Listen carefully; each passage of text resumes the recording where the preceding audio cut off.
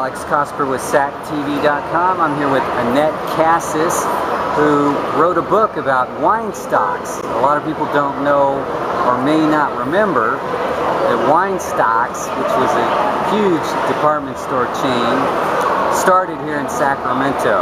And so we're going to explore the history. How long did Weinstocks stay in business? Oh, it was more than 120 years. Weinstocks began as D. Lubin One Price, and it was a 10-foot by 12-foot room at 4th and K Streets that David Lubin opened as a dry goods store, and he was joined by his half-brother Harris Weinstock, and they changed the name to the Mechanics Store in 1875, and then in 1888 when they incorporated, they named the store Weinstock, Lubin and Company. And Weinstock Lubin is what the store was called until the late 60s, when they decided to just go with Weinstocks. So you told me that the very first Weinstocks in Sacramento was 4th and K. Oh, 4th and K. 4th and K, and that was where they were. They built a large store in 1891. It burned in 1903. They built it again in 1904, and they were at that location until 1924 when they opened the building that a lot of people remember, which is 12th and K Street. It's now Bank of America building. The building is still there, and they were in that building until 1979.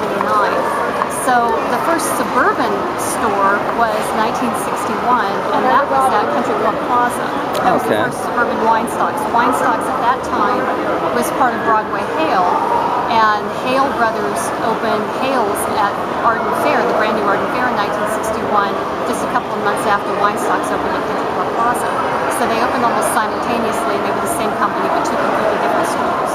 And how about the one at Arden Fair that's now Macy's? In 1969, Broadway Hale decided to make all of their properties in Sacramento Weinstocks. They pulled the Hale's name out altogether.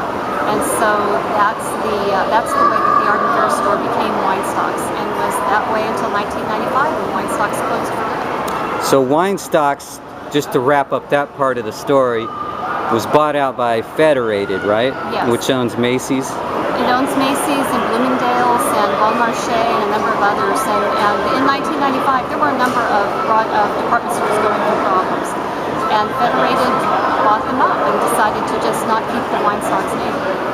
What was the point of all of that? What was wrong with the name Weinstocks? Nothing was wrong with the name, but it was a regional name.